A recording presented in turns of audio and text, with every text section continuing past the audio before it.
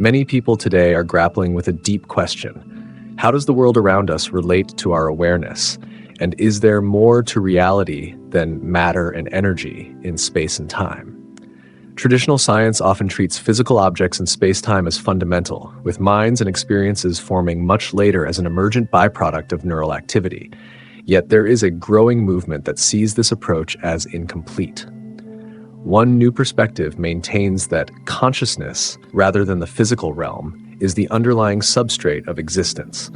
According to this view, space-time is more akin to a virtual environment, created when consciousness focuses through a particular perspective, much like how one sees a digital world through a virtual reality headset. While this idea contrasts sharply with conventional thinking, it can unify strands of modern physics, evolutionary reasoning, and direct personal experiences of awareness in a coherent way. It might be helpful to consider our mental capacities in everyday life. We receive waves of signals through vision, hearing, touch, smell, and taste, and somehow these signals produce the colorful three-dimensional scene in front of us. In classical thinking, this process is taken as a mostly correct rendering of the outside world, with small distortions in illusions or hallucinations. However, another hypothesis is that the entire sense of a stable external environment, space, time, objects, even our bodies themselves, emerges from the activity of consciousness. In other words, each mind uses a set of internal icons or symbols to navigate a situation effectively, not to photograph an objective external reality. Everything perceived is an interface that the deeper awareness conjures in real time. This possibility is reinforced by insights from evolutionary models. Repeatedly, simulations have shown that perceiving the truth does not necessarily help organisms survive. It can be energy inefficient and less adaptive than simpler illusions that track only important signals for survival, like food sources or predators. Therefore, illusions are often favored by natural selection over comprehensive or realistic perception. This implies that the shapes, colors, distances, and times we sense might be streamlined illusions for staying alive, not faithful windows onto an ultimate external realm. Physics, too, hints that space-time is less than absolute.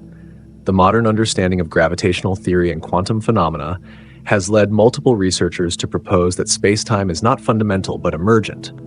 Strange math objects called positive geometries and other advanced constructs can produce correct particle collision results, yet do not reference space-time at all. Such findings push forward the notion that the usual continuum of space and time arises from a deeper something, as opposed to the older assumption that reality must be built from space-time grids and fundamental particles. Rather than matter giving rise to consciousness, it could be that consciousness spawns illusions that appear as matter within a local bubble of space-time. This reorientation about illusions in daily life might be best illustrated by an example. Imagine wearing a virtual reality headset to play a driving game. You see a steering wheel, your hands, roads, and oncoming cars.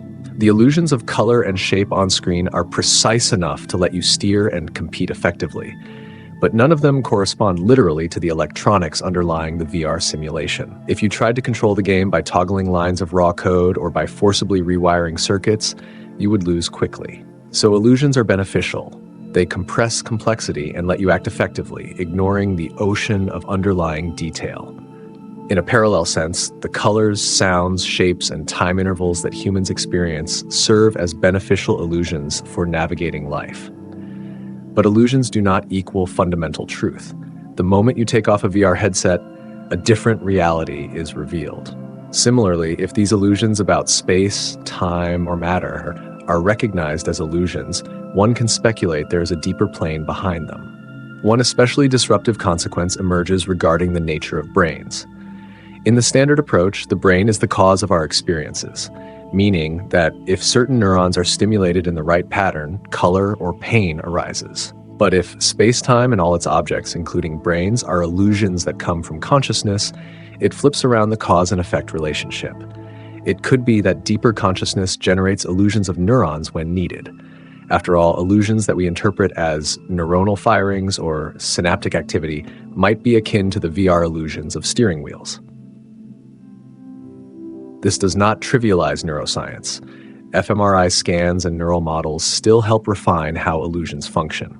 It does, however, challenge the assumption that illusions are the base of consciousness. Instead, illusions become the appearance, consciousness the constructor. Closely connected is the question of free will. In physicalist explanations, the system is largely deterministic, or at best governed by random quantum events. Neither determinism nor randomness obviously supports genuine free will. This leaves little conceptual space for the sense of personal choice. However, if fundamental reality is consciousness and the physical realm is derivative, free will can be reintroduced as a property of that deeper domain. The local illusions of matter do not decide anything. Instead, conscious agents beyond space-time co-produce illusions that result in events happening inside the space-time interface. Indeed, some lines of theoretical modeling postulate that the collapse in quantum mechanics, the moment a probability wave yields a definite outcome, is tied to free decisions from deeper consciousness.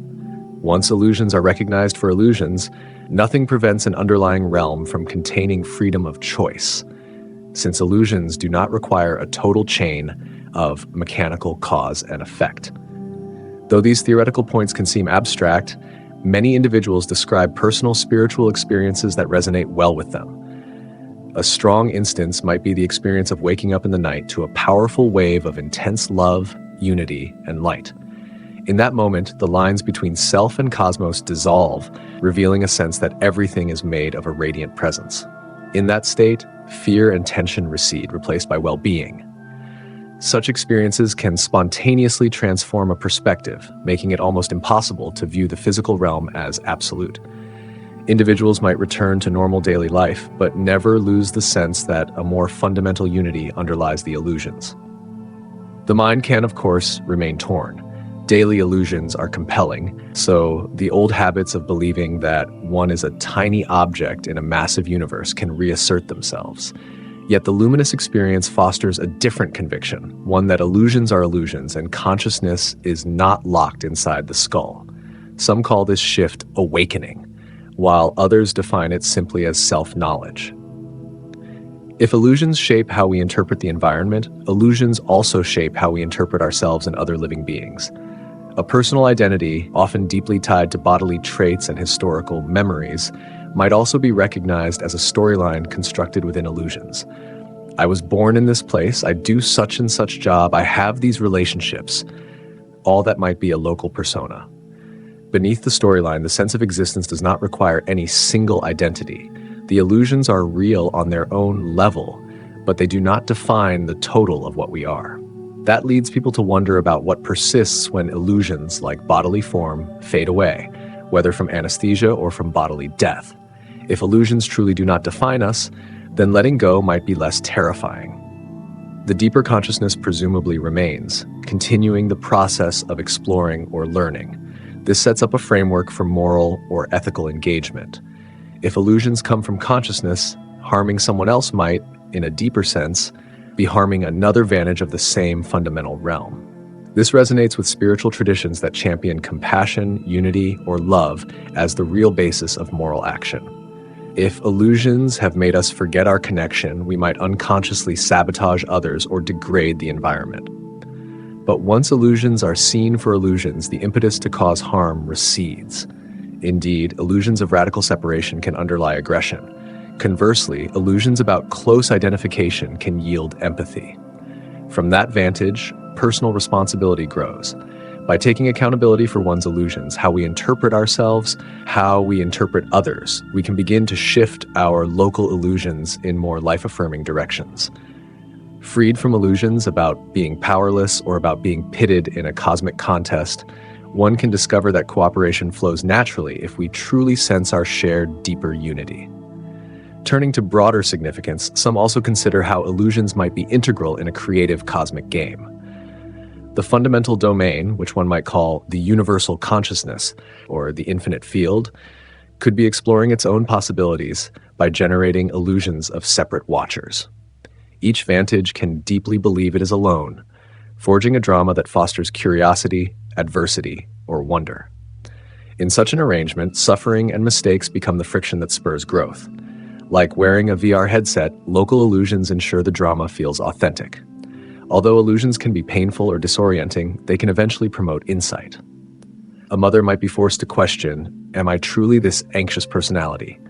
Or is this adversity an invitation to expand beyond what I previously believed I was? The illusions about capacity or self-identity break down, letting a deeper sense of self shine forth. When illusions are recognized, it is not that one becomes permanently unattached or transcendent. Life's challenges, from heartbreak to social conflict, still matter. But illusions are recognized as illusions, not as ultimate facts. The perspective shifts from I'm a small object flailing in a big, mindless world to I am part of a broader realm of conscious existence, momentarily engaged in illusions for the sake of discovery or growth. Day-to-day illusions do not vanish instantly, but the fear or confusion about them can lessen. People may choose illusions more deliberately, shaping their interpretive lens to foster constructive aims. The illusions remain, but one's relationship to them changes. Such talk might have seemed purely speculative in another era, but the science of illusions, whether it is illusions of color perception or illusions of self-perception, shows how thoroughly the mind infers a stable environment. Likewise, advanced physics reveals cracks in space-time's status as an absolute container. No single line of evidence or argument clinches the matter alone, but collectively, they push toward reconsidering how illusions function. The notion that illusions appear in a domain shaped by consciousness is not so outlandish when illusions run so deep.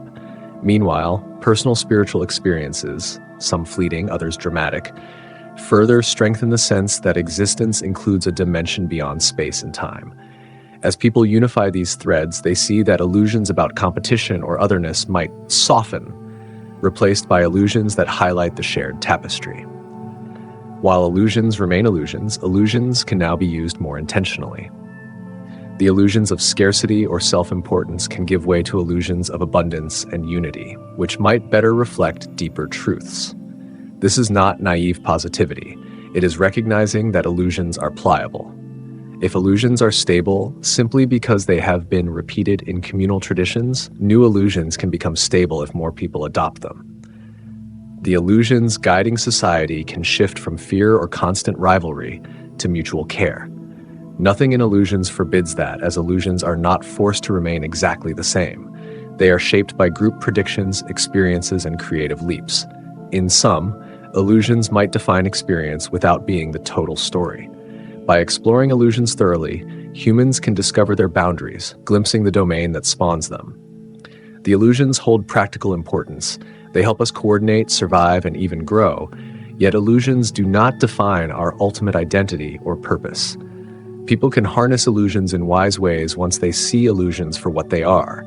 And as one continues down that path, a new sense of reality can open, one in which consciousness remains fundamental and interwoven with an unfathomable variety of vantage points.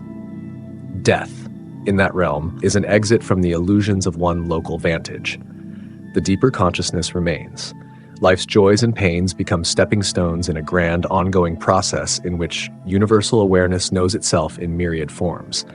If that vantage fosters more compassion and less existential dread, it may well be an illusion worth taking seriously.